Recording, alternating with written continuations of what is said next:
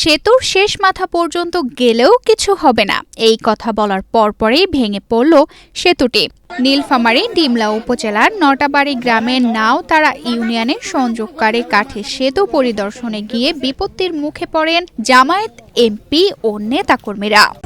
এভাবেই কোটি কোটি মানুষের ঘরে দেশ জুড়ে ফ্রিজ একটাই, ওয়ালটন। বুধবার সকাল 10:30টার দিকে সেতুটি পরিদর্শনের সময় হঠাৎই সেতুটি ভেঙে পড়ে, এতে কয়েকজন নেতাকর্মী নদীর ধারে পড়ে যান। এ সময় উপস্থিত ছিলেন নীলফামারী 1 আসনের এমপি অধ্যক্ষ আব্দুস সাত্তার, উপজেলা আমির সহ স্থানীয় নেতৃবৃন্দ। তবে ঘটনায় গুরুতর কোনো হতাহতের খবর পাওয়া যায়নি। তানজিদা রহমান ইনায়া, বাংলাদেশ প্রতিদিন।